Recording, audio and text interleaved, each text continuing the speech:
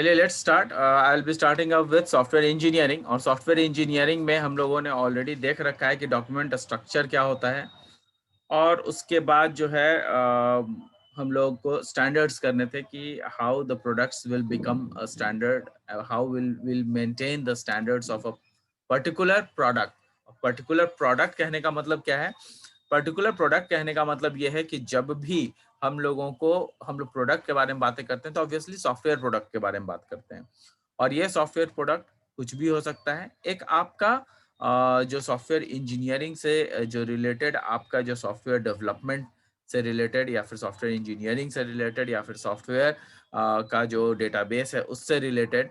तो ये सारी डिफरेंट जो आयाम हैं पर्टिकुलर प्रोजेक्ट के डेवलपमेंट का, तो उन सबको ध्यान में रखते हुए जो है हम लोग काम करते हैं। और इसमें जो है हम लोग शुरू करते हैं कि किस तरीके से किसी भी सॉफ्टवेयर को किस तरीके से डेवलप किया जाए, और उसके लिए ये सारे कॉन्सेप्ट्स की जरूरत पड़ती है। तो I will be sharing you the screen. इसमें आप देखिएगा कि how does document is going to be standardise. तो इसमें जो है आपको ये दिख रहा होगा, डॉक्यूमेंट स्ट्रक्चर हम लोगों ने खत्म कर लिया था, अब स्टैंडर्ड्स है। स्टैंडर्ड्स क्या है? Standards play an important role in the development of maintenance and usefulness of a documentation. तो सबसे बड़ी बात है यहाँ पर ये कि आपका जो स्टैंडर्ड्स है, वो स्टैंडर्ड्स क्या होता है? ये एक डेवलपमेंट के लिए या मेंटेनेंस के लिए या उसके सही से उसका यूज के लिए हम लोगों को जो जरूरत पड़ती है वो होता है स्टैंडर्ड्स। क्यों हम लोग मेंटेन करते हैं? क्योंकि सॉफ्टवेयर के डेवलपमेंट या उसके मेंटेन करने के लिए या उसको यूज करने के लिए हम लोगों को एक स्टैंडर्ड इसलिए चाहिए ताकि हम लोग अपना सॉफ्टवेयर से एक्चुअल काम ले सकें जो बाकी के वैसे सॉफ्टवेयर डेवलप्ड ऑलरेडी हो चुके हैं। और जितना वो सक्षम है उतना ही सक्षम हमारा सॉफ्टवेयर भी रहे, बल्कि उससे ज्यादा सक्षम हो। तो उसके लिए हम लोग को क्या करना पड़ता है? उसके लिए हम लोगों को टाइम टू टाइम मेंटेन करना पड़ता है। What does the maintenance means? Maintenance का मतलब ही होता है updations. Updations in the form of a software which is being actually converted into a base, ताकि जो है आपका मैक्सिमम आउटपुट उसमें से निकल सके। जो भी हम इनपुट दें उसमें से मैक्सिमम आउटपुट निकल सके with the ease of time. कहने का मतलब कि जो टाइम है, टाइम के अनुसार कम समय लेते हुए, कम स्पेस लेते हुए हमारा सारा काम एक एफिशिएंट और इफेक्टिव मैनर में कर दे। तो ये जो है स्टैंडर्ड्स का मतलब होता है। Standards can act as business for quality documentation. यहाँ पे देखिए आपका लिखा हुआ है कि standards can act as a basis for quality documentation. Standards can act as basis for quality documentation मतलब कि जो भी आपका डॉक्यूमेंटेशन होता है, मैंने आपको बताया है कि सॉफ्टवेयर अगर डेवलप हम लोग करते हैं तो सॉफ्टवेयर डेवलपमेंट ऐसे ही नहीं होता है, बल्कि उस सॉफ्टवेयर डेवलपमेंट के लिए जो है हम लोग सॉफ्टवेयर डेवलपमेंट के लिए उसको जो है हम लोग जो हमारा डॉक्यूमेंटेशन है उसको हम लोग सबसे पहले तैयार करते हैं। डॉक्यूमेंटेशन तैयार करने का मतलब थोड़ा सा समझिएगा। डॉक्यूमेंटेशन तैयार करने का मतलब ये होता है कि डॉक्यूमेंटेशन उस चीज की बनाई जाती है जब सॉफ्टवेयर डेवलप हो रहा होता है या सॉफ्टवेयर प्रोग्रेस कर रहा होता है। तो शुरू से ही हम लोग डॉक्यूमेंटेशन बनाते हैं और हर फेज का अलग अलग डॉक्यूमेंटेशन होता है। ये हम लोग पहले से जानते हैं। तो ये पहले से जो हम लोग जानते हैं कि डॉक्यूमेंटेशन में हर फेज, डॉक्यूमेंटेशन जो है हर फेज का अलग अलग बनता रहता है। इसका मतलब ये है कि जो भी डॉक्यूमेंट हम लोगों ने तैयार किया है उस डॉक्यूमेंट को कोई भी व्यक्ति, अगर आपके अलावे कोई भी दूसरा व्यक्ति आए जो आप ही के जैसा प्रोफेशनल हो, तो वो उन चीजों को समझ सके। इसीलिए डॉक्यूमेंटेशन का मैक्सिमम यूज यहीं पर होता है।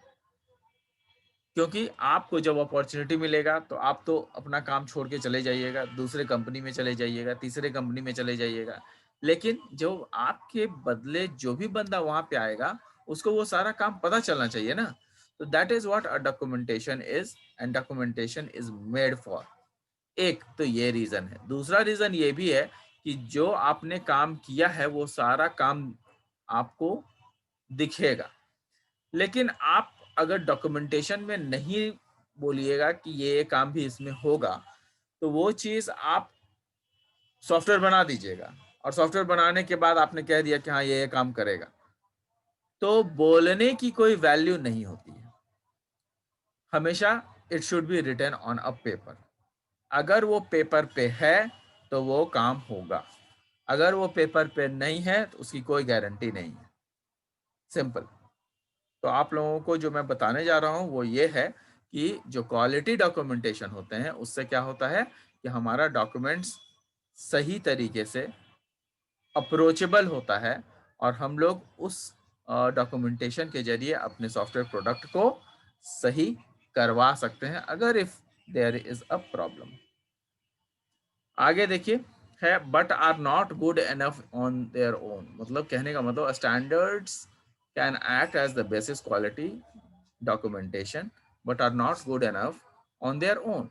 लेकिन स्टैंडर्ड्स में हम लोग क्वालिटी डॉक्यूमेंटेशन तो करते ही हैं, उसके बाद भी थोड़ी बहुत अगर त्रुटियां रह जाती हैं, कुछ गलतियां हो जाती हैं, तो हम लोग यूजुअली क्या करते हैं, हाई लेवल कंटेंट ऑर्गेनाइजेशन को फॉलो अप करते हैं। जो भी अच्छे ऑर्गेनाइजेशन है उसके डॉक्यूमेंटेशन किस तरीके से बनाए गए हैं उसको हम लोग फॉलो करते हैं। तो जो डॉक्यूमेंटेशंस होते हैं उसमें 3 स्टैंडर्ड्स होते हैं।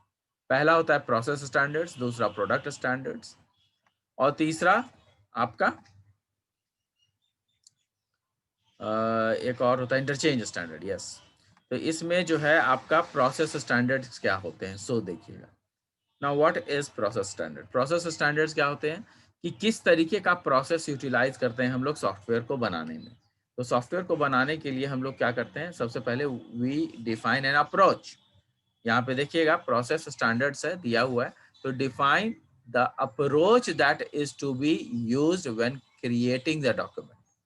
जब डॉक्यूमेंट का को क्रिएट कर रहे हैं तब हम लोग क्या करते हैं, प्रोसेस स्टैंडर्ड्स का को हम लोग डिफाइन करते हैं। Don't actually define the content of the documents. हम लोग जो डॉक्यूमेंट्स के अंदर कंटेंट्स है उसको डिफाइन नहीं करते हैं। क्या डिफाइन करते हैं प्रोसेस में, कि किस तरीके से हम लोग किसी पर्टिकुलर सॉफ्टवेयर को बनाने के लिए कौन से अप्रोच को हम लोग इस्तेमाल कर रहे हैं, वो चीज हम लोग करते हैं। तो ये पहला है। दूसरा है प्रोडक्ट स्टैंडर्ड्स। तो प्रोडक्ट का एक स्टैंडर्ड्स होना चाहिए।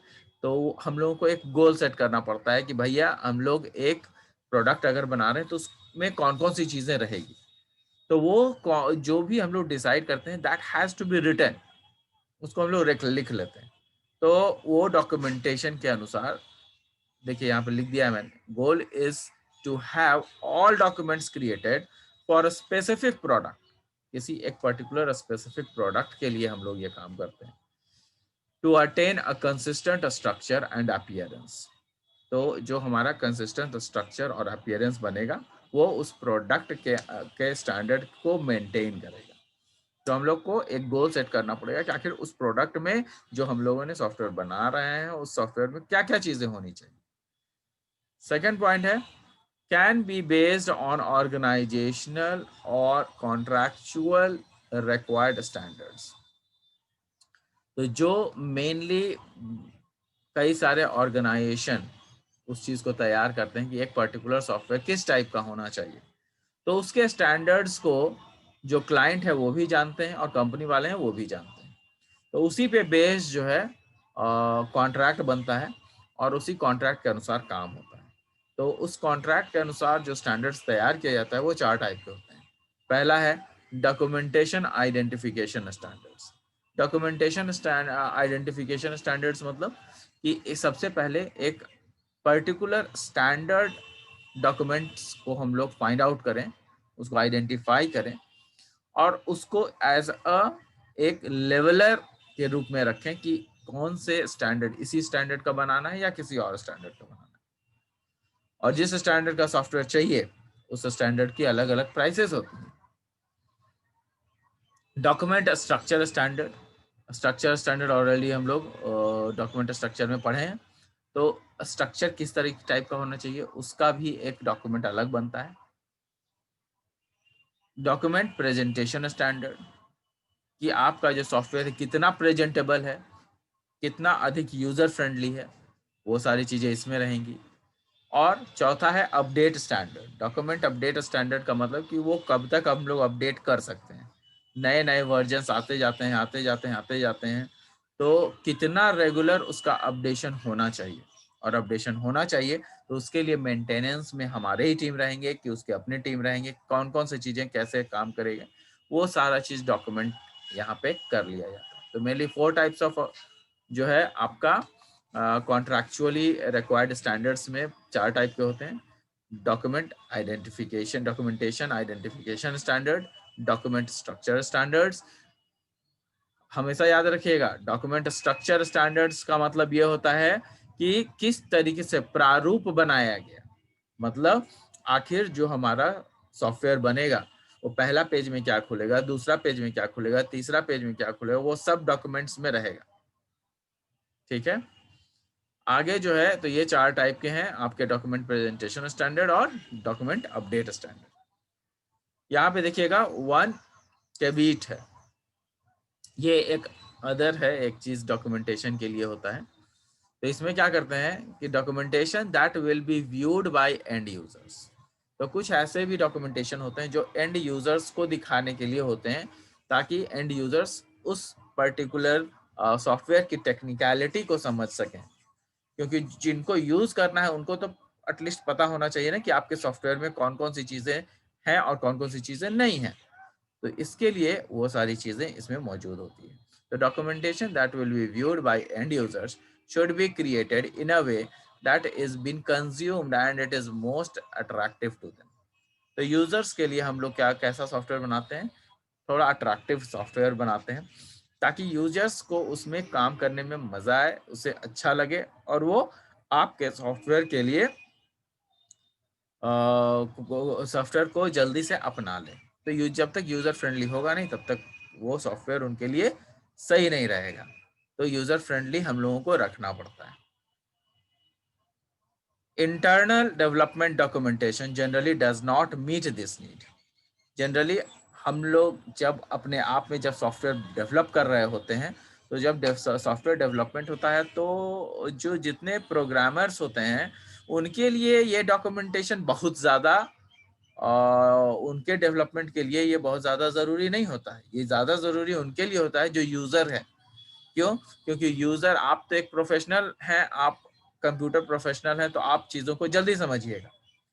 लेकिन वे लोग उन चीज़ों को जल्दी नहीं समझेंगे जिन लोगों के पास जो है एक अलग स्टैंडर्ड ना हो, तो वो लोग इन चीज़ों को जल्दी नहीं समझेंगे। तो इसलिए जो है, क्योंकि कई सारे लोग उसको यूज़ करते हैं और वे लोग कंप्यूटर प्रोफेशनल नहीं होते हैं, इसलिए जो है उन लोगों के लिए डॉक्यूमेंटेशन काफ़ी लाभदायक या ज़रूरी होता है। आप देखते होंगे कि कोई भी आप इलेक्ट्रॉनिक्स प्रोडक्ट खरीदते हैं तो उसके साथ कई बार आपको जो है यूज़र मैनुअल मिलता है। तो what is that user manual? वो आपको यूज़ करने का तरीका बताता है, and it also tells about the particular electronic equipment, and it gives an idea that how does it going to work. ये सारी चीज़ें उसमें है। ठीक है, आगे देखिएगा इंटरचेंज स्टैंडर्ड्स। मैंने आपको बताया था कि 3 टाइप के होते हैं, है ना?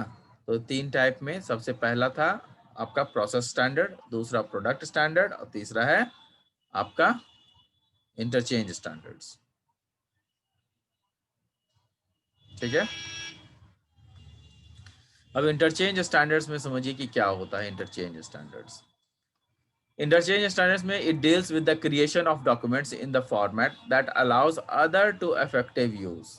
कहने का मतलब it deals with the creation of documents. वो कैसा करता है? वो डॉक्यूमेंट्स को बनाने की में हमारी मदद करता है इंटरचेंज ऑफ स्टैंडर्ड्स में।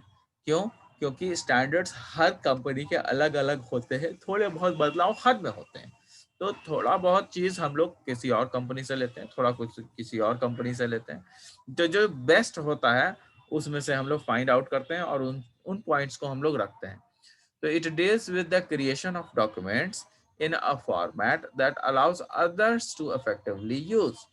तो हम लोग उन सारे पॉइंट्स को रखते हैं जिसमें कि आपका सॉफ्टवेयर इफेक्टिवली यूज हो सके। पीडीएफ में be good for and users, जो पीडीएफ होता है वो ज़्यादा अच्छा हो सकता है ताकि वो लोग एडिट ना कर सकें। जो लोग एडिट ना कर सके उनके लिए सबसे बेस्ट होता है। लेकिन अगर मान लिया कि उसमें कुछ एडिट करना है तो उसके लिए कुछ अलग वर्ड डॉक्यूमेंट भी होते हैं। वर्ड में भी गुड फॉर टेक्स्ट एडिटिंग, तो उसके लिए हम लोग वर्ड डॉक्यूमेंट का भी यूज़ करते हैं। तो हम लोगों ने देखा कौन कौन सी चीज़ों को देखा, हम लोगों ने देखा 3 चीज़ों को। एक होता है आपका प्रोसेस स्टैंडर्ड, प्रोडक्ट स्टैंडर्ड और इंटरचेंज स्टैंडर्ड्स। और इंटरचेंज स्टैंडर्ड्स इन तीनों के अलावा एक और होता है अदर स्टैंडर्ड्स करके होते हैं। खैर एनीवेज आपको दिखाऊंगा। हाँ ये देखिएगा कि कुछ ये जो आपका स्टैंडर्ड्स है उसमें एक चीज़ इंटरचेंज स्टैंडर्ड्स में एक चीज़ और है कि आपका जो प्रोडक्ट होता है वो आपको स्पेशलाइज्ड केस टूल प्रोवाइड करता है।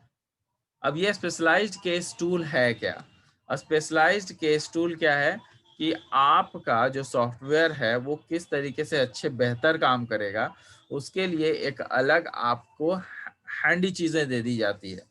जैसे कि आपके पास फेसबुक है तो उसमें आपको टूल्स दिया हुआ है कि भाई अगर आप मैसेज में जाना चाहें तो मैसेज में जा सकते हैं, चैट में जाना चाहें चैट में जा सकते हैं, किसी पर्टिकुलर पूरे फ्रेंड्स को एक साथ देखना चाहते हैं तो फ्रेंड्स में जा सकते हैं। तो ये सब डिफरेंट टूल्स हैं सॉफ्टवेयर के। तो ये सॉफ्टवेयर के टूल्स जो है कैसे काम करते हैं, वो इसी तरीके से काम करते हैं जिसमें कि आपका एक स्टैंडर्ड सेट हो जाए कि आपका पर्टिकुलर सॉफ्टवेयर जो है किस तरीके से आगे बढ़ेगा और किस तरीके से हमें बेनिफिट पहुंचाएगा। This is usually not a problem within a single organisation. और ये चीज जो है, ये केस टूल जो प्रोवाइड करना है, ये एक पर्टिकुलर प्रॉब्लम किसी एक पर्टिकुलर कंपनी का नहीं है, लेकिन ये जो है हर कंपनी में होता है। क्यों? क्योंकि हम लोग अपने डेटा को हर जगह शेयर करते हैं और ये शेयरिंग चीज़ें जो है वो कंपनी में बहुत ज़्यादा होती है। क्यों? क्योंकि आपका जो बनाया हुआ सॉफ्टवेयर है वो शेयर किया जाता है दूसरे बंदे को, तीसरे बंदे को शेयर किया जाता है। और क्यों किया जाता है? So that we can find out all the problems which are coming up। जो भी प्रॉब्लम सॉफ्टवेयर में आ रहे हैं उसको सॉल्व करने के लिए ये शेयरिंग की जाती है। ठीक है, तो मैंने आपको जैसा कि बताया कि आपके पास जो है तीनों स्टैंडर्ड्स के अलावे एक और अदर स्टैंडर्ड्स भी है जो कि हम लोग मेंटेन करते हैं, और वो है IEEE स्टैंडर्ड्स। ठीक है, जिसमें कि हम लोग ये देखते हैं कि जो डॉक्यूमेंट बनता है उसको पब्लिश होने के लिए कैसा चाहिए। तो it has a published standard, मतलब ये कि आपका जो डॉक्यूमेंटेशन बन रहा है उसका एक स्टैंडर्ड होगा, और वो स्टैंडर्ड ऐसा वैसा नहीं होगा, वो IEEE से सर्टिफाइड होगा। ठीक है, तो IEEE स्टैंडर्ड्स उसको बोलते हैं। It provides a structure and superset of content areas. It provides a structure and superset of content areas. इसका कहने का मतलब ये है कि जो भी आपका स्टैंडर्ड है IEEE स्टैंडर्ड, उसको तो हम लोग एक मानक मानते ही हैं, और उसमें हम लोग ये भी देखते हैं कि वो सुपर सेट के लिए कैसे कैसे स्ट्रक्चर्स को प्रोवाइड करवाता है, या किस तरीके के एरियाज पर क्या क्या क्या कुछ उसने डिफाइन किया हुआ है IEEE ने।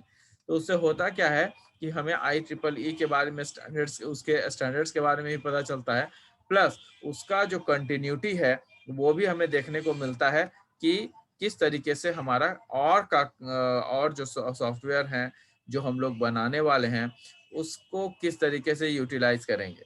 ये जो IEEE है इसको हम लोग क्या बोलते हैं? IEEE स्टैंडर्ड्स को हम लोग बोलते हैं institute of electrical and electronics engineer. ये याद रखिएगा, institute of electrical and electronics engineers ने इसको बनाया है, और ये एक स्टैंडर्ड डॉक्यूमेंटेशन बनाने का एक बहुत बढ़िया रिमार्केबल लाइन इन्होंने सेट कर दिया है, जिसमें कि सभी सॉफ्टवेयर्स को उसके डॉक्यूमेंटेशन को उसी रूप में बनाना है। तो आप लोग भी जो प्रोजेक्ट बनाएंगे, जो आप लोगों को लास्ट सेमेस्टर में 6 सेमेस्टर में जो प्रोजेक्ट बनाना है, उसमें भी आप लोग IEEE स्टैंडर्ड को फॉलो करेंगे। IEEE स्टैंडर्ड इंटरनेट पे अवेलेबल है, हर जगह अवेलेबल है। प्रोजेक्ट के लिए किस तरीके से डॉक्यूमेंटेशन तैयार किया जाता है, वो चीजें इसमें अवेलेबल है।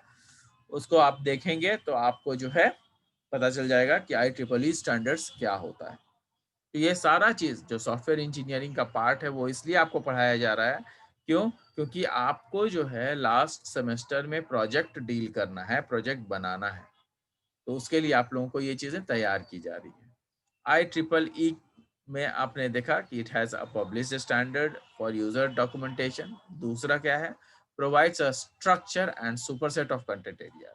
स्ट्रक्चर मतलब एक प्रारूप आपको दे देता है कि किस तरीके से आपका स्टैंडर्ड्स और जो सॉफ्टवेयर का स्टैंडर्ड है वो बनना चाहिए और किस तरीके से और काम ये होना चाहिए। ये सारी चीजें इसमें है। ठीक है। अब नेक्स्ट क्या है? Many organisation probably won't create documentation that completely match standards. तो मैक्सिमम ऑर्गेनाइजेशन ऐसे होते हैं कि वो मैच नहीं करा पाते हैं IEEE स्टैंडर्ड को, लेकिन फिर भी उसके आसपास 60 to 70%, 75% भी बना लिया, तो समझिए कि आपका फॉलो अप हो गया है। उसमें आपको सब कुछ दिया जाता है, जैसे उसमें राइटिंग स्टाइल है। तो राइटिंग स्टाइल क्या होता है? तो उसमें आपको बता दिया जाता है कि आपका जो डॉक्यूमेंटेशन होगा उसको किस तरीके से लिखना है। सबसे पहले आपको एक एब्स्ट्रैक्ट लिखना होता है, फिर आपको जो है उसका इंट्रोडक्शन, सॉफ्टवेयर का इंट्रोडक्शन देना पड़ता है। फिर चैप्टर 1 होता है जिसमें कि आप सॉफ्टवेयर को केस में क्या-क्या डेवलपमेंट देना चाहते हो वो होता है।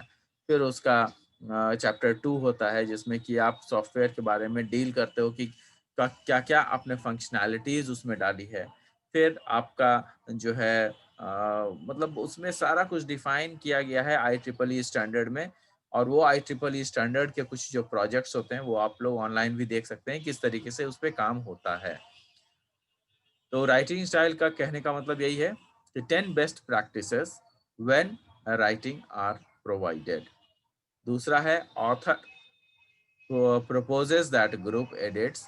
और ऑथर क्या करता है कि अपने ग्रुप को एडिटेबल बना देता है उसको, ताकि जो है आपका जो काम है वो और हो सके।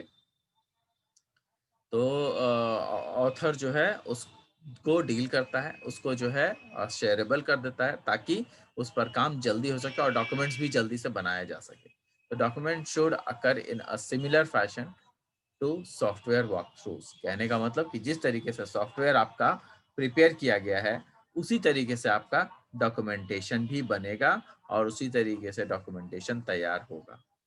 तो these are the 4 types of standards जो कि आज हम लोगों ने किया है। तो सबसे पहला स्टैंडर्ड कौन सा था? सबसे पहला स्टैंडर्ड आपका था, देखिए ये अदर स्टैंडर्ड है, इसके अलावे जो है प्रोडक्ट स्टैंडर्ड था, फिर उसके अलावा इंटरचेंज स्टैंडर्ड्स था, प्रोसेस स्टैंडर्ड्स था। ये 4 तरह के स्टैंडर्ड्स हैं जिसको कि हम लोग यूज करते हैं। तो ये चीज आपको ये ध्यान में रखना है कि कभी भी अगर सॉफ्टवेयर बनाए तो ये सॉफ्टवेयर, ये जो स्टैंडर्ड्स हैं वो उसको हम लोग मेंटेन करें। नेक्स्ट क्लास में जो है वो हम लोग ये करेंगे कि how engineering process is required. तो इसको जो है हम लोग नेक्स्ट क्लास में करेंगे। तो आप लोग जो है जितना भी हो रहा है उसका प्लीज स्क्रीनशॉट्स ले लें ताकि आप लोगों को लिखने में कहीं कोई प्रॉब्लम ना हो।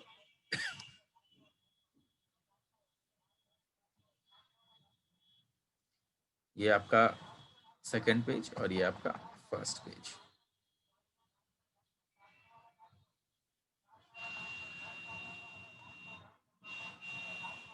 Please take the screenshots.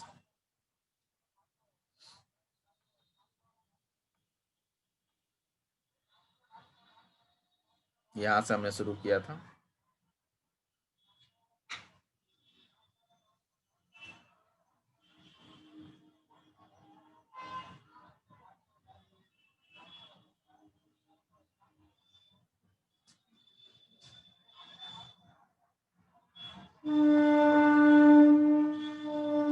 चलिए, thank you, thanks a lot, will meet in the next class.